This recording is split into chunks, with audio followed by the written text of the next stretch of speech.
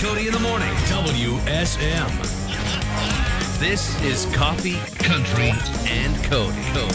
And from the Roy Acuff home on the Opry Plaza, our new studio home for WSM Radio, and of course, a museum, interactive museum exhibit is a part of the Opry tour now. And you get your tour ticket, you get to come see us as a part of that. If you come during show hours, we'll be able to see you right through the glass there.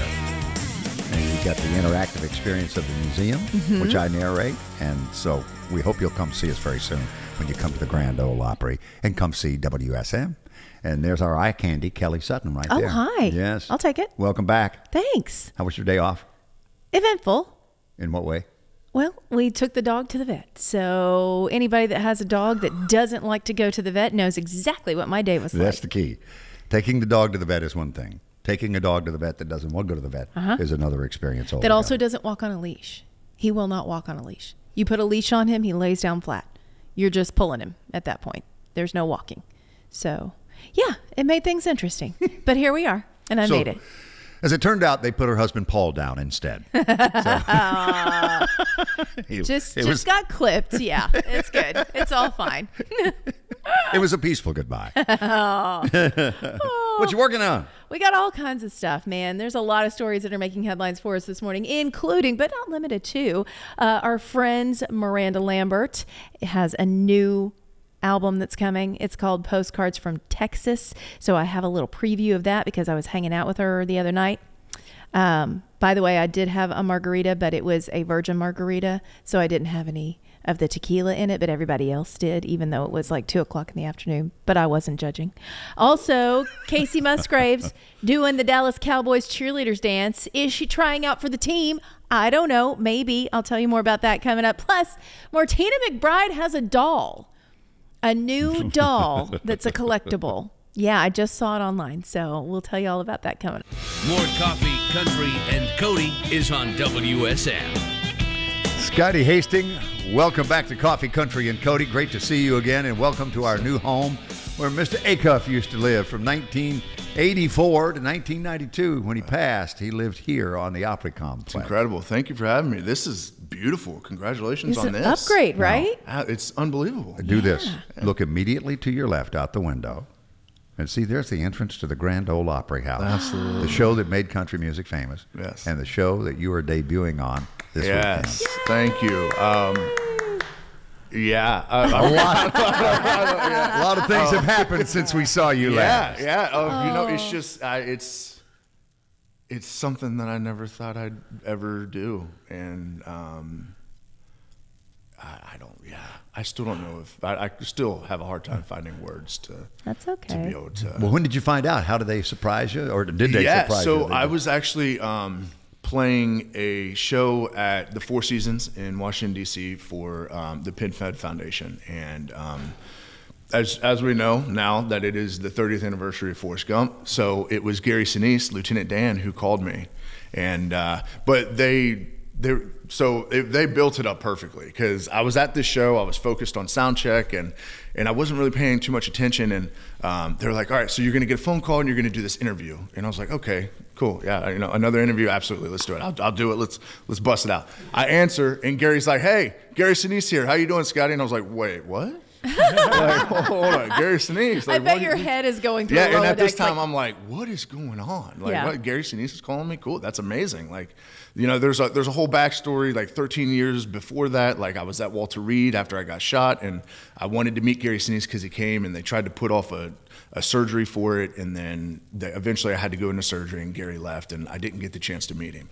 So to have him call me, it was like, what is going on? Like immediately, you know, alarms start going off in my head, like something's happening. Yeah. And you know, he started talking about Forrest Gump and the 30th anniversary and how he was going to do something at the Opry, and I was like, oh my God, I would love to go watch that. Like that would be awesome. And then he's like, so what do you think about, you know, maybe coming and playing some music and making your Opry debut? And I was like, what? like there weren't words in the moment. You know, it's as an artist, like being able to come into the Opry and play, just being able to ask to come into the Opry, it's such a, it means that what you're doing is being seen. and it means that what you're doing means something, and people are taking notice, and it's such an incredible opportunity, and there's so much history there, and it's just to be a part of that family. Well, Charlie's going to host that. Charlie, do you have your full lineup, artist lineup? That I know includes another Scotty. We talked about Scotty McCreery is going to be there with you. Absolutely. Scotty Hasting debuting. Yep. Well, Gary will be there. Gary Sinise and the Lieutenant Dan Band. Yes. They are phenomenal. By the They're way. so good. Yeah, they're really Absolutely. fun. Jamie Johnson, Mandy Barnett, Larry Stephen, Rudy the Gatlin Brothers, Gary LaVox, and Stolen Silver will also be making a debut as well. So it's going to be a special night. It's yeah. Yeah. You by insane. chance, It's insane. have you heard 21 Guns from Jamie Johnson? Oh, it's so good. Isn't that It's the most so powerful good. thing ever? Absolutely. And Jamie's such an incredible person as well. You know, he's a Marine Corps veteran, and it just comes from a place that I've been. And it's, man, that song's incredible. And Jamie did an amazing job with it. Go back to Walter Reed. Yes. Give us that whole history of your military service. Yes. And what happened. I know you were wounded 10 times. Yeah, so April 21st, 2011, I was shot 10 times. And where were you serving? I'm sorry? Where were you Oh, serving? Afghanistan. I was Okay. in the Kandahar province of Afghanistan. Okay. I was shot 10 times, 5 times in the shoulder, 4 times in the hip, and once in the thigh. And yeah, I mean, technically, I'm still trying to recover. You know, I mean, there's a lot that comes from it that you never truly get back, and you're always working on yourself. And you know, I've been so blessed to find music as a form of therapy and for myself, and being able to, you know, try to help other people find that as well. But yeah, music became this outlet, this escape for me from the PTSD and the depression and the anxiety that I deal with on a daily basis. And now it has blossomed into more than I could have ever imagined. What was the first song that you wrote? The first song that I wrote? Oh, man. It was a song called A Soldier's Sin. And it was technically a poem that I turned into a song, and it will never see the light of day because it's just one of those songs that will always just be for me. But that had to happen to get the tap flowing. That, 100%. That had to come out first. Yes. So do you ever go back and look at that and remember where you were when you wrote that absolutely. Song? Because learning how to play the guitar when COVID hit and learning how to write songs when COVID hit, like that became an outlet and an escape and a way for me to stop the cup from overflowing from all the bad that I was dealing with. You know, COVID was hard because it was quiet. And when it's quiet is for someone who suffers from what I suffer from, the PTSD, the depression, the anxiety, when it's quiet is when the demons knock the loudest. So I needed something. And learning how to play the guitar and writing songs became it. So I definitely look back on those songs and I'm like, man, these are structured awfully. But then again, it's like, you know, those are my feelings and my thoughts in that moment, and they will be mine forever. Yeah. And For you, it seems that COVID was a positive when it was all said and done, while many people went into the very things that you were coming out of or getting better. Yeah, absolutely. You know, I was very blessed in the sense that I found something during COVID that blossomed into so much more. And it's there's not a day that goes by that I don't count that blessing every day. So is it therapy for you that you found? 100%. Do you take medication? Do you? Music has kind of become my medication in Good a way. for you. And it's not only from like working on playing the guitar or writing songs, but when I'm on stage, like I joke about it all the time. Like, you guys are witnessing therapy right now because when I'm on stage, that is therapy for me. You know, as from someone who suffers from PTSD, depression, and anxiety, like, it's hard to be in a moment, especially someone who's a veteran. You know, it's very hard to get away from Afghanistan. You know, there's a lot of times and a lot of us that are still over there, and we deal with that every day. So being able to find something that can put you in a moment is so incredibly valuable, and music has done that for me. Like being on Good Morning America with Garth and Trisha. that was insane. That was such an incredible What's moment. that backstory with Robin Roberts? Oh man, it was something that came about, and I still don't know how we got there, but we ended up there, and it was wild because Garth Brooks his music is the foundation of my childhood. He is the reason why I fell in love with country music. He is the reason why I truly fell in love with music as a whole. And they were like, hey, so, you know, Garth Brooks is doing this opening of Friends in Low Places down on Broadway. Like, Good Morning America is going to be there. Do you want to go? And I was like, yeah. Like, be in the same room as Garth? Yeah, anytime. Like, you just tell me when, I'll be there.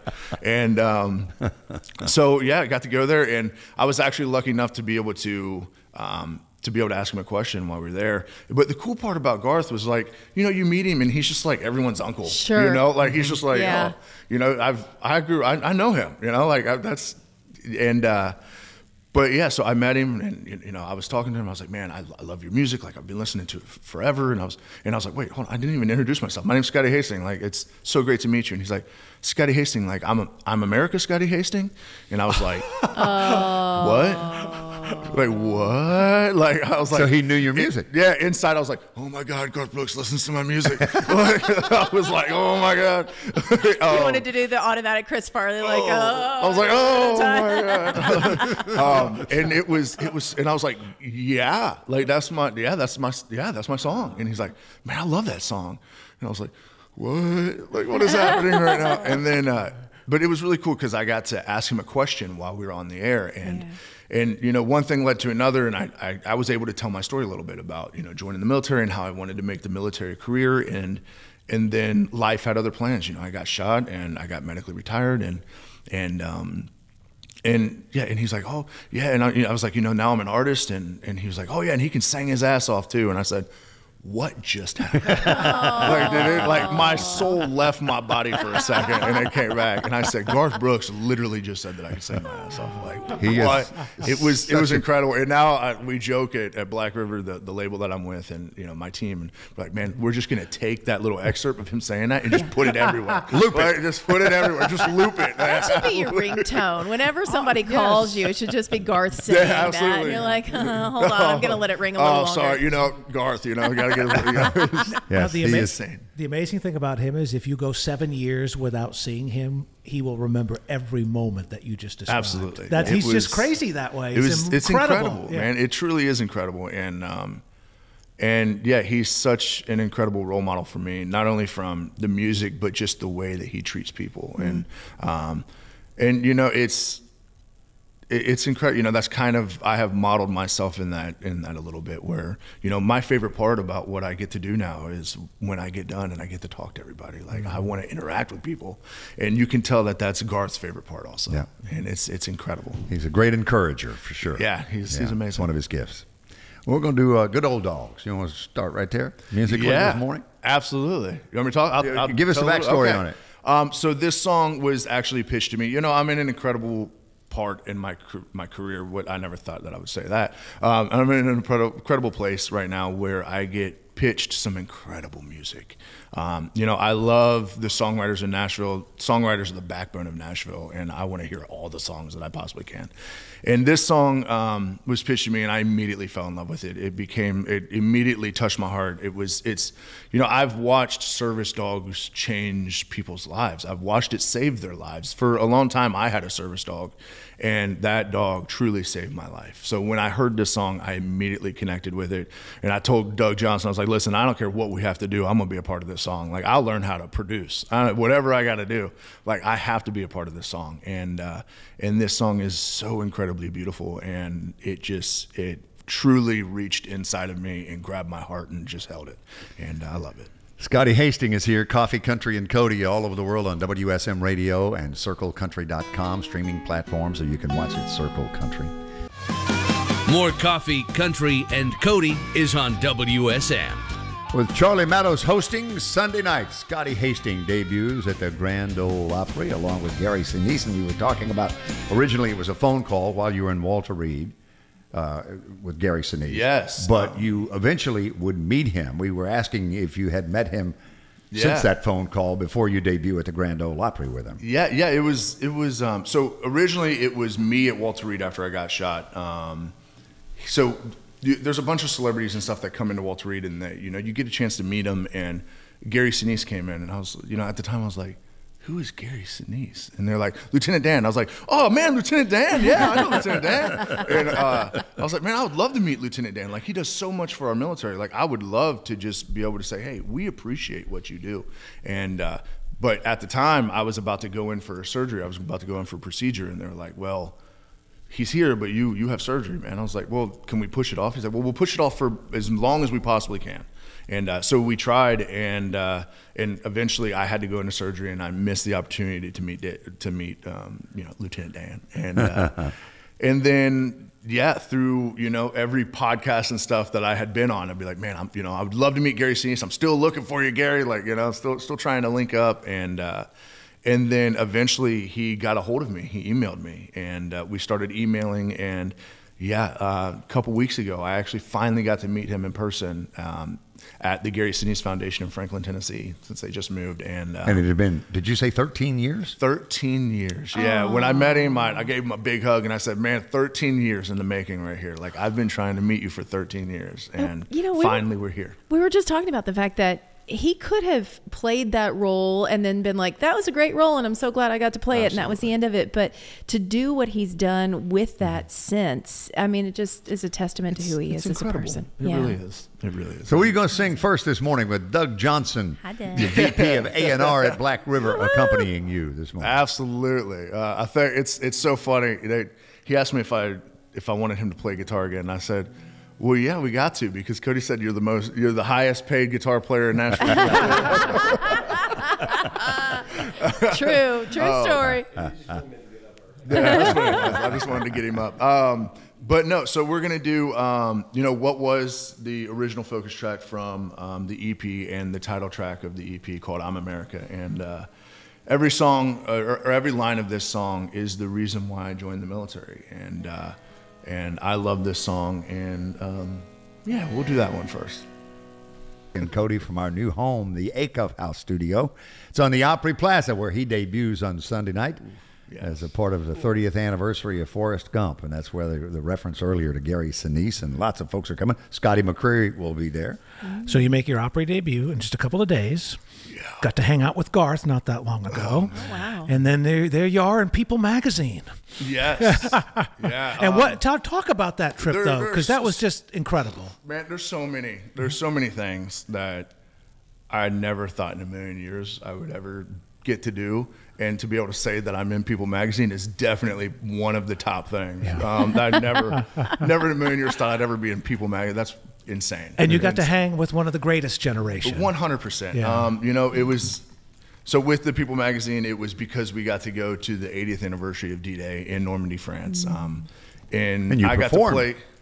I'm sorry? You performed there. Yeah, I performed 6 or 7 different shows while we were there, and it was one of the most amazing experiences I've ever had in my life. It was truly incredible, and it was life-changing. It really was.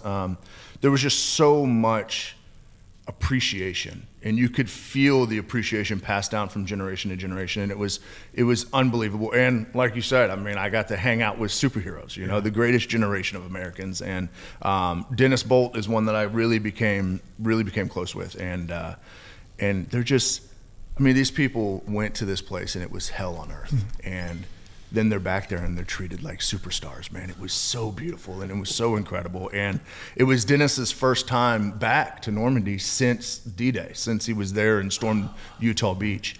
And he was overwhelmed, and you could see it, but in like the best way. How old was he? Or is 99. He 99. Oh, my goodness. So he would have been 19. Yeah, absolutely. Wow. There was a guy there that was 107. He looked better than I do. Wow. Yeah, On a good day. And I was like, man, Charlie's father and my father were both in World War II. Yeah. It was, my father would be 102. Yeah, it's incredible. Actually, July 18th was his birthday, but he would have been 102. So I figured he had to be right up. Oh yeah, I mean, it was the youngest. I think the youngest of them was 97. Wow. And it was just these guys were just on cloud 9. I mean, they were rock stars while we were there, and it was so incredible, and it was so beautiful to see. Good. For anybody who never has the chance to go, I urge you to go to New Orleans, because the D-Day Museum there is first class. It's really it's phenomenal. Truly is. Yeah. Well, I know you've got another one that you're going to play for us, maybe? Yes. Okay. What do you So this one is This is the new focus track off the EP, and this song, I heard it, and it's just another one. It grabbed my heart. You know, you hear songs, and you're like, man, they wrote that about me, obviously, you know? And this song is that. I heard the song, and I was like, man, this is me. This song, it's called Whiskey in the Bottle, and it reminds me, you know, there's something about almost dying that teaches you that you need to truly appreciate every day that you have. Scotty Hasting on Coffee, Country, and Cody.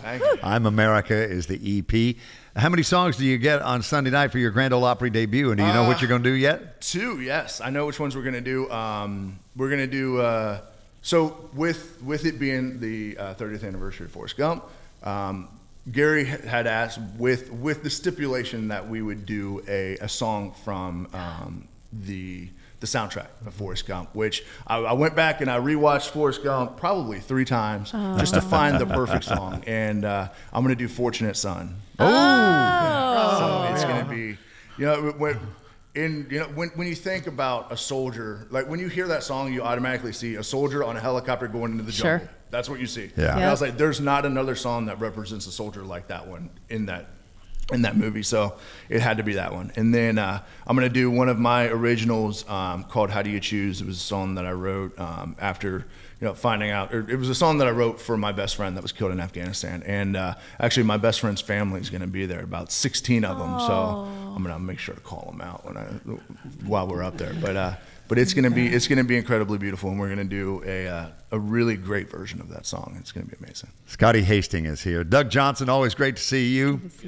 And Charlie Mattos, run that lineup for his Grand Ole Opry debut, celebrating Forrest Gump's 30th anniversary Sunday night. Well, it's Scotty night, because Scotty Hasting will be there, as will Scotty McCrary at the Grand Ole Opry on Sunday. Gary Sinise and the Lieutenant Dan Band, Opry star Jamie Johnson, Opry star Mandy Barnett, Larry Stephen Rudy, the Gatlin Brothers, Gary LaVox, and Stolen Silver, a great duo as well, will be there on Sunday. And if you want to know more, follow what he's doing, find his music, ScottyHasting.com. We'll get it done. Yes, sir. Thank you, pal. Thank you so much. It's always a treat. Please come back. You know what? The Grand Ole Opry is on one of the 16 trails that you will find at tntrailsandbyways.com. Hope you'll check it out. There are 16 trails with 1,351 stops total. We learned that there are 1,352 guitar pickers in Nashville from John Sebastian and Nashville Cats. So we're just one shy of the number of guitar pickers in Nashville. Things you can do, Charlie Mattos, at tntrailsandbyways.com on the web. Now, I did not buy my home specifically because it was on the Jack Trail, but I'm saying it doesn't hurt. 108 stops on the Jack Trail. We're going to highlight the Jack Trail this morning. And obviously, well, the historic Jack Daniels Distillery in Lynchburg. But there's also that historic square, maybe lunch at Miss Mary Bobo's.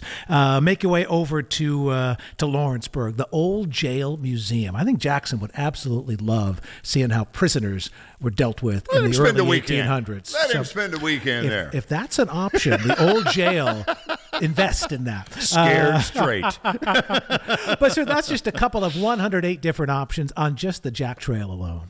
And you can find them all. Great River Road Trail, Nashville's Trace, Old Tennessee Trail, the Pie in the Sky Trail, Promised Land, on and on. Great name, 16 of them.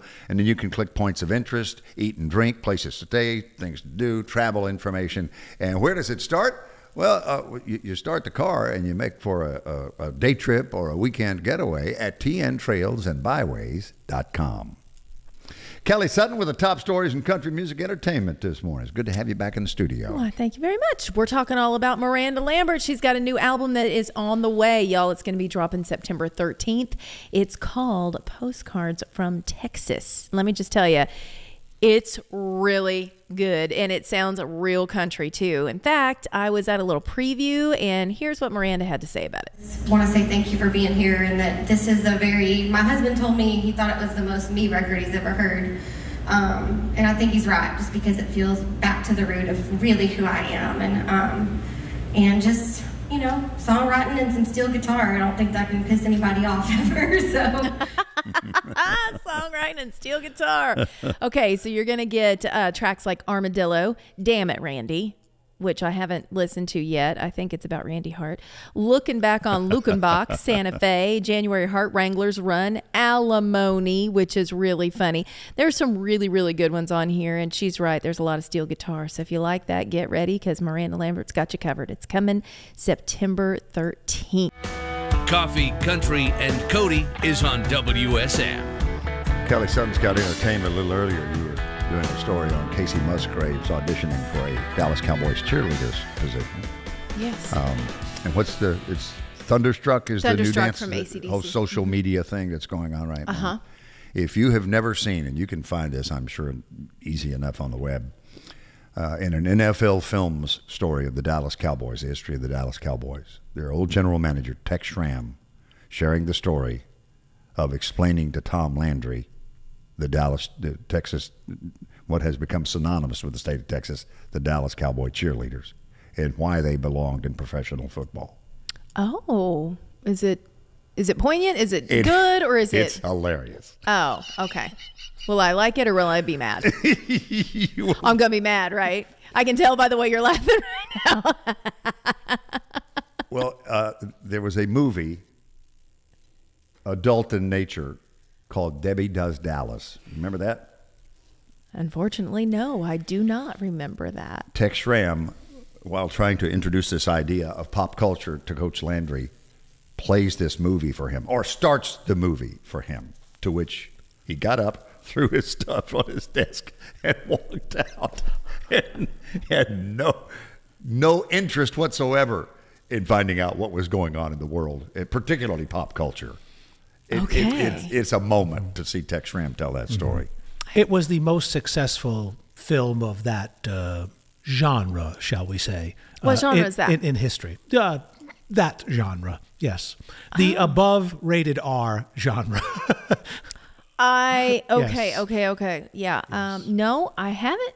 I have not seen See, before that. X was formerly Twitter, it was something else.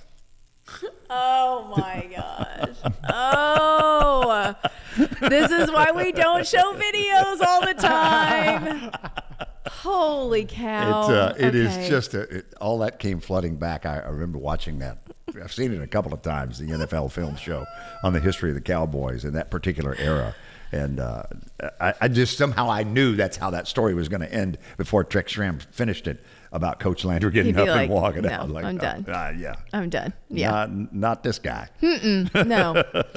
Different Dallas that has been streaming on Netflix. So if you have been watching it, it is called America's Sweethearts. It's the story of the Dallas Cowboys cheerleaders. It's interesting to me. I didn't realize that it was all that new, because I have always watched Making the Team that's been on CMT, but then I'm like, oh yeah, well, I watch CMT because it's country music television, and I now realize it's a much broader audience by it being on Netflix. But if you want a good little docuseries, then go watch the ladies that are auditioning for the Dallas Cowboys cheerleaders, and then you can also learn the dance and do it on social media if you are so inclined, but please stretch before you do it, because you could hurt yourself. Let's talk about Cassie Ashton. I am obsessed with her. I think she is so talented, not only as a singer, but also as a seamstress. She makes all of her own clothes. She's so funny, very tongue-in-cheek. Let me tell you, she has a song that's called Crazy. And this has now turned into a YouTube series. So she is doing cover songs of her icons that she thinks probably at some point in their life were called crazy. And the first one she did was the queen of country music, Kitty Wells. She did a little cover of It Wasn't God Who Made Honky Tonk Angels. And at the hashtag at the bottom, she said, do you think Kitty was ever called crazy? So if you're looking for a really fun series to watch on YouTube, check out Cassie Ashton's new series called Crazy. And like the whole hook of it is, yeah, he called me crazy, but he called me back. So there you go. All right. Nashville Songwriters Hall of Fame nominees have been announced. And congratulations to everybody whose name is on the ballot. In the Contemporary Songwriters category, we have Al Anderson, Sean Camp, Desmond Child, Jim Collins, Gordon Kennedy, Frank J. Myers, Annie Roboff, and Liz Rose. And the Contemporary Songwriter Artist category, there are 4: Stephen Curtis Chapman, Brad Paisley, Phil Vassar, and Lucinda Williams. So 1 from the songwriter artist category will go in, and 1, or actually 2 from the contemporary songwriters category. They also have 3 different that will go in from the veterans categories, and those are not voted upon. They're just automatically in. That is the veteran songwriter artist, and the legacy songwriter artist. And this is all happening on November the 6th, which is my birthday. So you guys can write that down. That's coming up November 6th. It's going to be here. So congratulations to everybody who's nominated. And we'll find out the finals as we get a little bit closer to Please make a note of it. Yes, I just wanted to let you guys know. Oh, yeah, just write that down. You realize November 5th, the day before, is election day. Yeah. My mom, and I don't know how true this is, but the lore is that my mother was in labor with me, but went to the polls and voted anyway, and that they took a picture of her voting at the polls and put it in the Madison Courier, our hometown paper, because she went from the polls to the hospital to deliver me. I always hoped you were going to be born at the voting precinct. Really? I mean, come on. No. They had to drive all the way to Louisville, though, so that was a haul. Yeah, they didn't have me in Indiana. I was born in Kentucky. Well, back in the day, you actually walked in. They had curtains all around. There's privacy. Oh, come on. I'm going to call my mother and tell her that you said that. She's going to be like, I liked Charlie until that moment. You almost became the first hanging Chad. Bill. You actually brought back a really cool memory. I remember going with my mom and dad, and they let you take your kid into the voting booth. Yeah. They did back then. I think they still do now. Yeah, I'm going to do it. I'm going to do it with Jackson. But I can vividly remember my dad letting me press the thing on the thing to vote for George McGovern. Oh, really? Yeah. No, how'd that turn out? Well, we were one of like 9 who voted for George McGovern. So, I mean, if you're a Democrat and you lose Rhode Island, not a good sign. But nonetheless, I still remember it to this day, though. It was so cool. The prairie populist, George McGovern from South Dakota. Oh, it didn't turn out so good for him. Okay, we do have details coming up about the 35th Annual Country Cares Seminar. This is really cool. It happens every year in Memphis, and it's a part of a fundraiser for St. Jude Children's Research Hospital. This got started by Randy Owen from Alabama years ago, 35 years ago. And each and every year, they pick an artist or a group who has done so much for the kids at St. Jude. And this year, we have learned the honoree will be Old Dominion. So congratulations to the guys. It's the Angels Among Us Award. So many of the artists will be there, and they always play. And then they bring so many journalists that are out, and people get to learn more about the hospital and the mission of it. But really, it is through the country music community, probably one of the best initiatives that we have. If you sign on to be a country music artist, chances are you're going to go to the Country Cares Seminar at some point in your career. All the credit belongs to Randy. You're right. Yeah. Randy Owen of Alabama. Just such an incredible guy. So congratulations, Old Dominion. You're Angels Among Us this year. All right. You're not going to believe the history